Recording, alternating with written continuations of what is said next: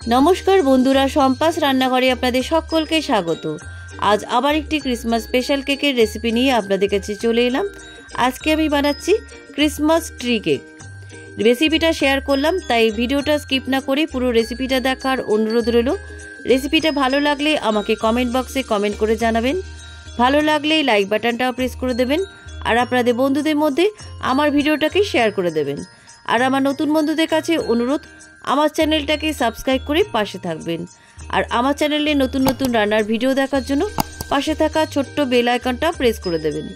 চলুন আর কথা না বাড়ি কিভাবে আজকে ক্রিসমাস ট্রি কেক বানাচ্ছি রেসিপিটা দেখে নেওয়া যাক। কেক বানানোর জন্য আমি একটা মিক্সিং বোল নিলাম আর 3টে ডিম নিয়েছি।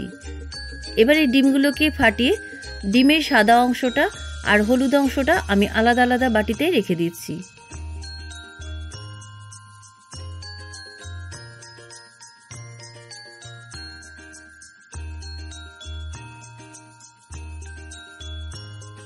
ডিমের সাদা অংশ আর হলুদ অংশটা আমি আলাদা আলাদা বাটিতে রেখে দিচ্ছি।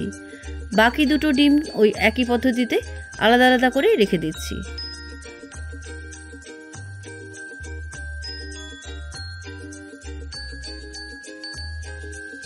তিনটে ডিমের সাদা অংশ আর হলুদ অংশগুলো আমি আলাদা আলাদা বাটিতে রেখে দিয়েছি। এবার এই ডিমের সাদা অংশটা আমি একটা ইলেকট্রিক হ্যান্ড ব্লেন্ডার দিয়ে খুব ভালো করে বিট করে নিচ্ছি। আপনাদের কাছে ইলেকট্রিক হ্যান্ড ব্লেন্ডার না থাকলে আপনারা হ্যান্ড উইক্স দিয়েও বিট করে নিতে পারেন, তবে সময়টা একটু বেশি লাগবে। এইভাবে ডিমের সাদা অংশটা ফেটিয়ে নিলে পরে কেকটা ভীষণই সফট হয়। ডিমের সাদা অংশটা কিছুক্ষণ ফেটিয়ে নেওয়ার পর আমি এরপরে দিয়ে দিচ্ছি এর মধ্যে অর্ধেক পাতিলেবুর রস। আপনারা পাতিলেবুর রসের পরিবর্তে ভিনিগারও দিতে পারেন। পাতিলেবুর রসটা দেওয়ার পর আবার আমি ভালো করে হ্যান্ড ব্লেন্ডার দিয়ে বিট করে নিচ্ছি। ডিমের সাদা অংশটা কিছুক্ষণ ফেটিয়ে নেওয়ার পর দেখুন একদম সফট তুলোর মতন হয়ে গেছে। এবার আমি এর মধ্যে দিয়ে দিচ্ছি হাফ কাপ গুঁড়ো চিনি। চিনিটা আমি মিক্সিতে গুঁড়ো করে নিয়েছি, আর একসাথে পুরো চিনিটা দিচ্ছি না, অল্প অল্প চিনি দিয়ে আবার হ্যান্ড ব্লেন্ডার দিয়ে ভালো করে বিট করে নিচ্ছি।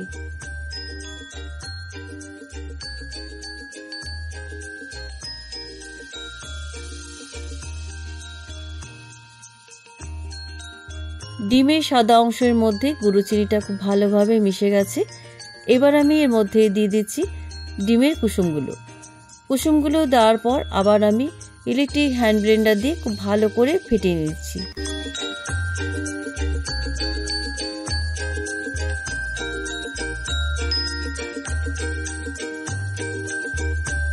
ডিমের সাদা অংশের সাথে কুসুমগুলো খুব ভালো করে মিশে গেছে। এবার আমি এর মধ্যে দিয়ে দিচ্ছি 1 টিস্পুন ভ্যানিলা এসেন্স। ভ্যানিলা এসেন্সটা দেওয়ার পর আবার আমি ইলেকট্রিক হ্যান্ড ব্লেন্ডার দিয়ে খুব ভালো করে ফেটিয়ে নিচ্ছি।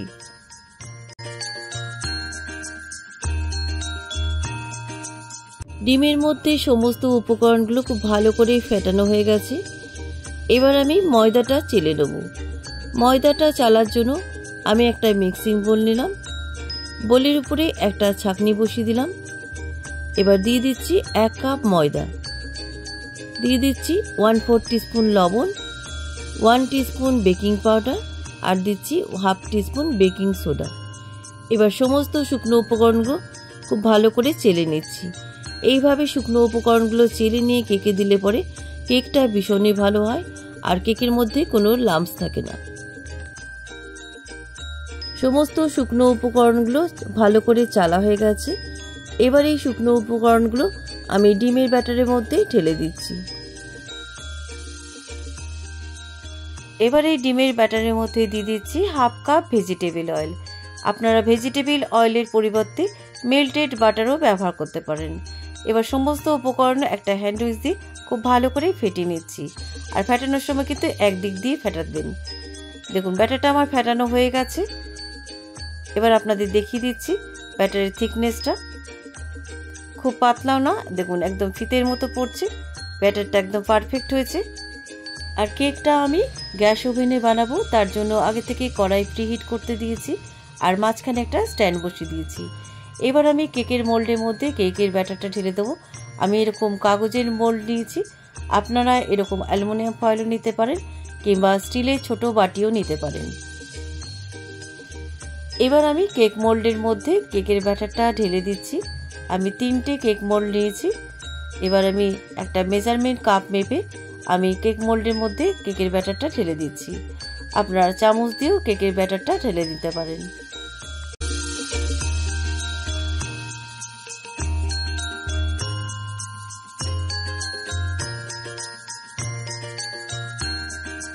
তিনটে কাগজের মোল্ডের মধ্যে আমার কেকের ব্যাটার ঢালা হয়ে গেছে।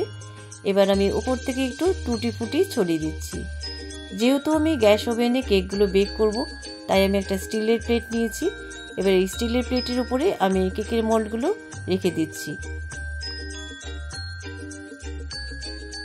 এবারে কেকের প্লেটটা আমি আগে থেকে প্রিহিট করা কড়াইয়ের উপরে বসিয়ে দিচ্ছি। খুব সাবধানে বসাবেন, কারণ কড়াইটা ভীষণই গরম থাকে, হাতে ছাকা লেগে যেতে পারে। এবার আমি ঢাকা দিয়ে 40 থেকে 45 মিনিট কেকগুলো বেক করে নিচ্ছি।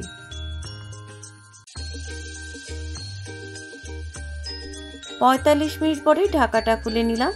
একটা উডেন স্টিক দিয়ে চেক করে দেখে নিচ্ছি কেকটা পারফেক্ট বেক হয়েছে কিনা। দেখুন, কেকটা কিন্তু একদম পারফেক্ট বেক হয়েছে, তা নাহলে কিন্তু উডেন স্টিকের মধ্যে লেগে যেত। এবার আমি গ্যাসের ফ্লেমটাকে অফ করে ঢাকা দিয়ে আমি 30 মিনিট ঠান্ডা হতে দিচ্ছি। 30 মিনিট পরে গ্যাসের থেকে আমি কেকগুলো নামিয়ে নিয়েছি। আরও 3টে আমি বেক করে নিয়েছি। একটা কেক আপনাদের ভেঙে দেখাচ্ছি কেকটা কতটা সফট হয়েছে।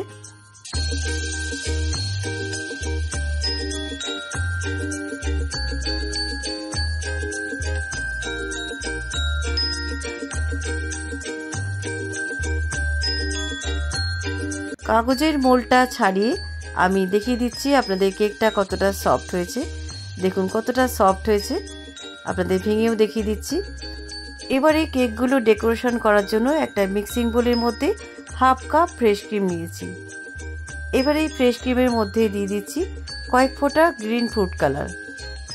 এবার একটা ইলেকট্রিক হ্যান্ড ব্লেন্ডার দিয়ে খুব ভালো করে ক্রিমটা বিট করে নিচ্ছি। গ্রিন কালারটা আর একটু ডার্ক করার জন্য আমি আরও কয়েক ফোঁটা গ্রিন ফুড কালার দিয়ে দিলাম।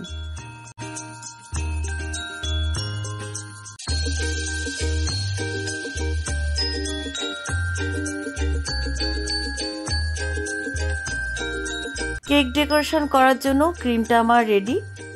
এবারে ক্রিমটা আমি পাইপিং ব্যাগের মধ্যে ভরে দিচ্ছি। একটা গ্লাসের উপরে আমি পাইপিং ব্যাগের ভেতরে নজেল রেখে আমি পাইপিং ব্যাগটা ফোল্ড করে নিচ্ছি। এবারে পাইপিং ব্যাগের মধ্যে আমি ক্রিমটা ঢেলে দিচ্ছি।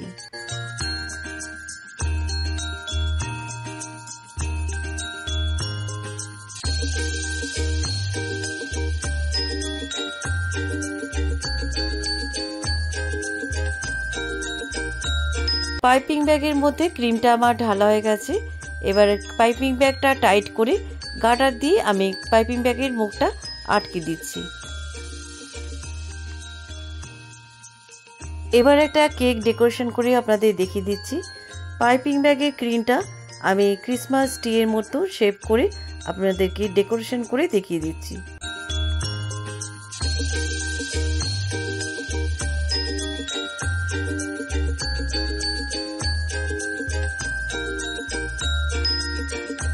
এবারে ক্রিসমাস ট্রি এর ক্রিমের উপরে স্টার বলস দিয়ে সুন্দর করে ডেকোরেশন করে সাজিয়ে দিচ্ছি। আজকের ক্রিসমাস ট্রি কেক আমার সাজানো কমপ্লিট।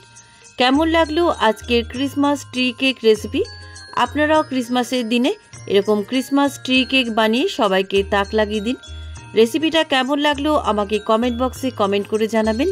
ভালো লাগলে লাইক বাটনটাও প্রেস করে দেবেন, আর আপনাদের বন্ধুদের মধ্যে আমার ভিডিওটাকে শেয়ার করে দেবেন। আর আমার নতুন বন্ধুদের কাছে অনুরোধ, আমার চ্যানেলটাকে সাবস্ক্রাইব করে পাশে থাকবেন।